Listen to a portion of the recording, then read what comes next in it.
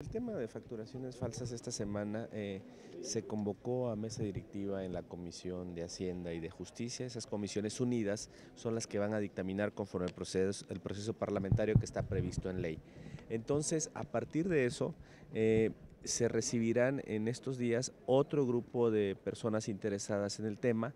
La semana pasada recibimos el Consejo Coordinador Empresarial, recibimos también a la Canacintra, recibimos a algunos especialistas, vino también el Procurador Fiscal de la Federación y vino la titular del SAT.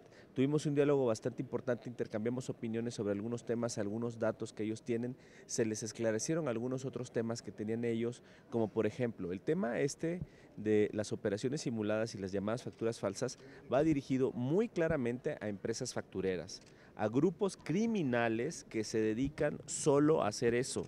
Tenemos conocimiento que existen grupos o células que tienen 1.500 empresas constituidas que solo se dedican a facturar entre ellas y a vender facturas a otras empresas, generando un fraude bastante importante de miles de millones de pesos al fisco federal. Ellos tenían temor de que esto también pudiera perjudicar a contribuyentes normales, a personas que realicen una labor empresarial normal, y el Procurador Fiscal de la Federación les aclaró que no va a ser así, que no se pretende atacar a empresarios o personas físicas que tengan una actividad normal y que en todo caso si tienen alguna irregularidad fiscal se les invitará a que se pongan al corriente, pero no se ejercerá la acción penal en contra de ellos, sino contra estas empresas que generan un grave daño al país. Diputado, ¿a ustedes les han explicado los empresarios por qué se oponen a que se castigue esta facturación falsa? Ellos son los menos responsables, ¿no? Pues ellos compran también sus facturas, sí. Pero quienes emiten estos, ¿y por qué se oponen? Yo no entiendo cuál es el peligro que ellos ven.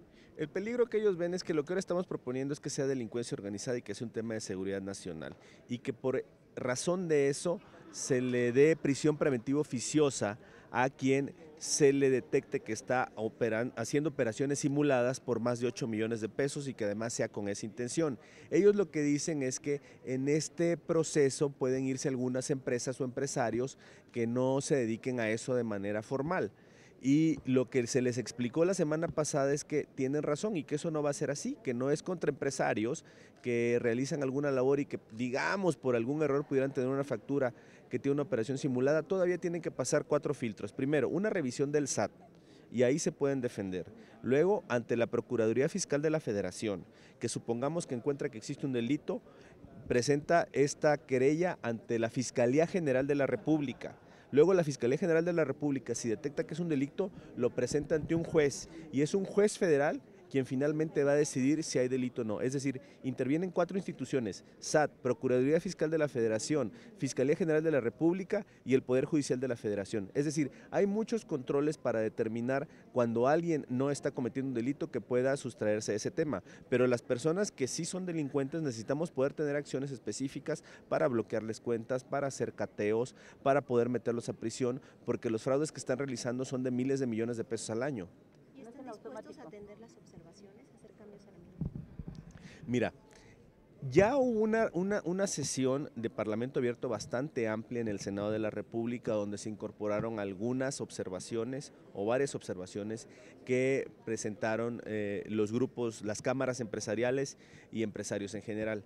Ahorita lo que estamos viendo es de qué manera podemos aclarar o comentar con la ciudadanía que este no es un tema de persecución fiscal para las personas normales. Si es un tema de persecución a delincuentes, sin duda, y vamos contra ellos, pero no es un tema para todos los contribuyentes. Entonces yo creo que es un tema más de comunicación y de aclarar, pero seguimos abiertos al diálogo para poder sacar este tema la próxima semana. Diputado, aquí en este caso podría dársele, por ejemplo, cursos de capacitación a los administradores, a los contadores, precisamente para que ellos, a lo mejor se les hace fácil conseguir una factura falsa y meterla sin el consentimiento, sin el conocimiento del dueño de esta empresa. Entonces, ¿ahí qué tendría que hacer para que tampoco estas partes de la administración incurrieran en estos delitos? Tienes razón, yo creo que aparte de una capacitación tenemos que hacer una campaña de difusión bastante importante de cómo va a quedar esta nueva reforma, que ojo, hoy ya es un delito hacer esas operaciones, es un fraude fiscal. La única diferencia es que no es prisión preventiva oficiosa. Eso es lo que estamos impulsando nosotros, que ahora sea prisión preventiva oficiosa para quien comete esos delitos puede ir a la cárcel, pero hoy ya es un delito, hoy quien lo hace y lo hace de manera dolosa puede ir a la cárcel. La diferencia es que hoy en día se da una garantía fiscal, es decir, después de todo este procedimiento, si se determina que alguien está haciendo un fraude, digamos por 1, 2, 5, 10 millones, lo que sea, él puede no ir a la cárcel si otorga una garantía fiscal por ese daño. Entonces, ¿qué está pasando?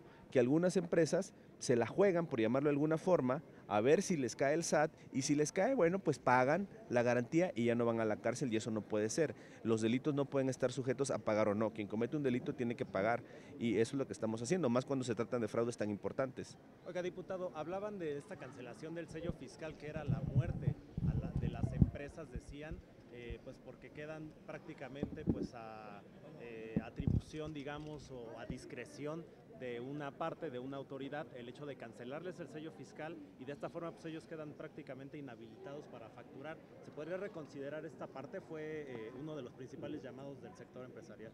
Mira, esa parte del sello no viene en esta minuta que estamos analizando. Aquí estamos analizando 5 leyes: la Ley de Seguridad Nacional, la Ley de Delincuencia Organizada, Código Penal Federal, Código Fiscal de la Federación, y no recuerdo otra ley más, pero no está ese tema yo creo que lo tendríamos que analizar en la miscelánea fiscal, pero de alguna manera sí tenemos que imponer alguna sanción a las empresas que se dedican a eso. Si hay empresas que están timbrando a sabiendas de que es algo ilícito, bueno, pues tenemos que revisar a que alguna sanción, alguna determinación para ellas. ¿Esta campaña de la que mencionas, en qué consistiría?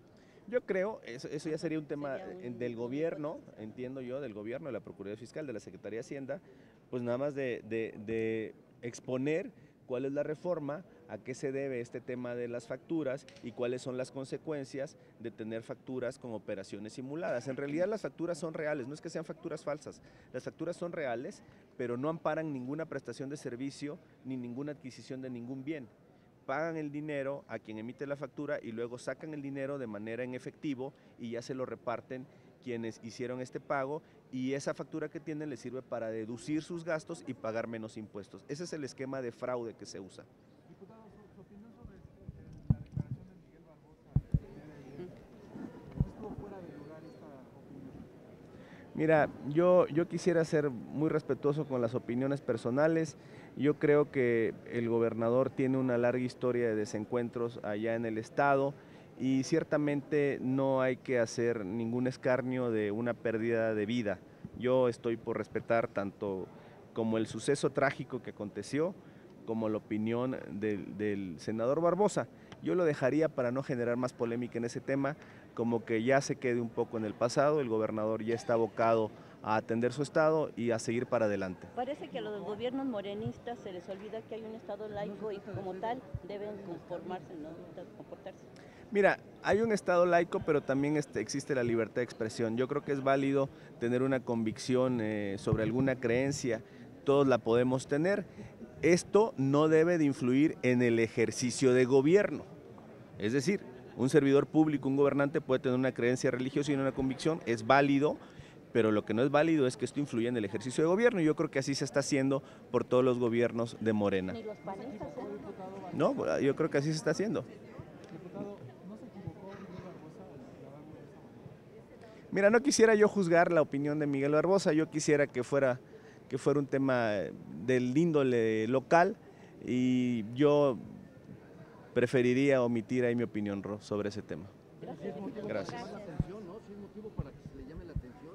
¿Cómo es posible que ubique un asunto tan trágico de esa forma?